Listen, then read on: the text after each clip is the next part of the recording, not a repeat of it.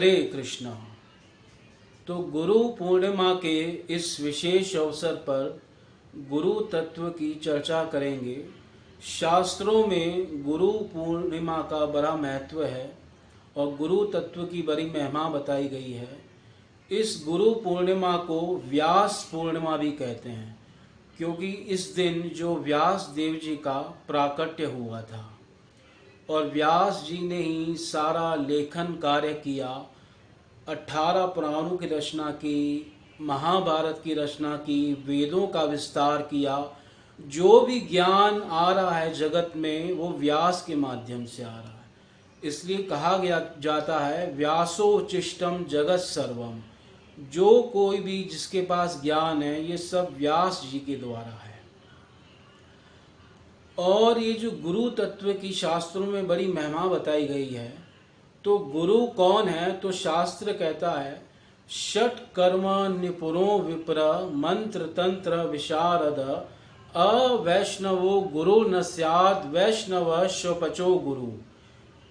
ये पद्म पुराण का श्लोक है और श्लोक कह रहा है कि अवैष्णवो गुरु न स्याद्। जो वैष्णव नहीं है वो गुरु नहीं हो सकता।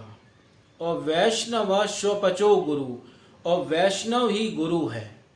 इसको चैतन्य महाप्रभु जी ने कहा जेई कृष्ण तत्ववेता सेई गुरु है।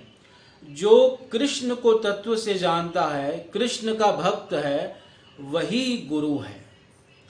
इस प्रकार शास्त्रों में शिष्य की योग्यता भी बताई गई है कि शिष्य कौन है और किसको जो है शिष्य बनने का भी अधिकार है, या जो शिष्य जो है उसकी क्या योग्यता है।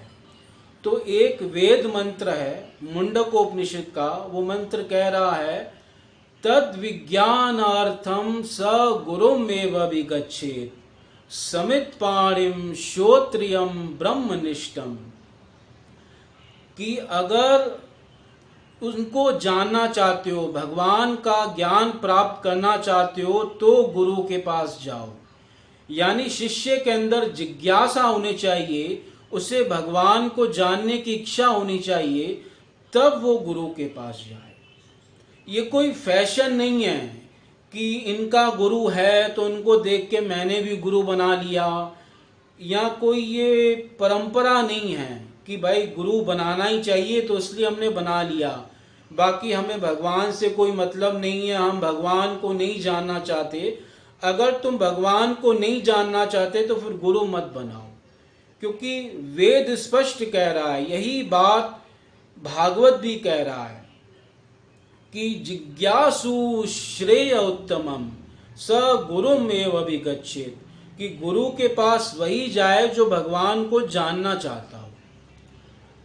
और शिष्य विनम्र भी होना चाहिए। तो ये दो योग्यता शिष्य की है और दो योग्यता गुरु की भी है कि गुरु भगवान का भक्त होना चाहिए और प्लस उसे वेद शास्त्रों का ज्ञान भी होना चाहिए। क्योंकि अगर भगवान का भक्त होगा तभी अपने शिष्यों को, अपने अनुयायियों को भगवान की भक्ति वो दे सकता है और भगवान के प्रति निष्ठा उनके मन में पैदा कर सकता है। और शास्त्र का ज्ञान भी होना आवश्यक है। अगर शिष्यों का कोई संदेह है तो शास्त्र ज्ञान से उनको दूर कर सकता है। तो इसलिए वेद कह रहा है श्रोत्रियम ब्रह्मनिष्ठम। तो इस प्रकार से आजकल हम देखते हैं ऐसे ऐसे गुरु बन गए हैं जिन्हें कोई शास्त्रों का ज्ञान नहीं है, वेदों का, पुराणों का, और न ही उन्हें भगवान के प्रति निष्ठा है, भक्ति भाव है, फिर भी वे गुरु बन गए हैं।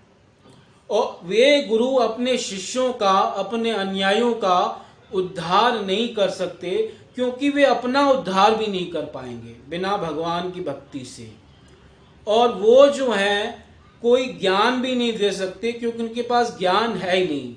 बस ऐसे लोग अच्छी अच्छी बातें करते हैं जो सुनने में तो अच्छी लगती हैं, जैसे कोई मोटिवेशनल स्पीकर बात कर रहा हो, पर इन बातों से किसी का उद्धार नहीं हो सकता, किसी को भगवत प्राप्ति नहीं हो सकती, कोई भगवान को नहीं जान सकता।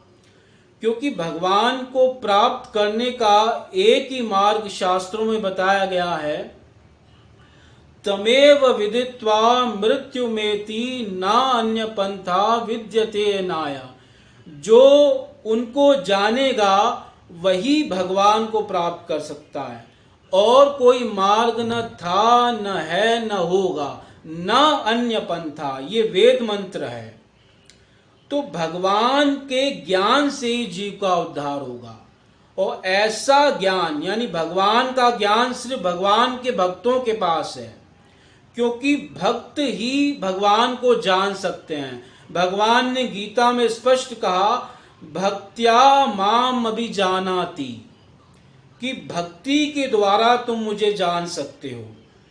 तो जो भगवान के भक्त हैं वही सच्चे गुरु हैं, और ऐसे गुरुओं की ही शरण ग्रहण करनी चाहिए, जिनके पास जाके, जिनके वचनों को सुन के, जिनके आचरण को देख के हमारा भगवान में भक्ति भाव बढ़े, हमारी भगवान में निष्ठा हो।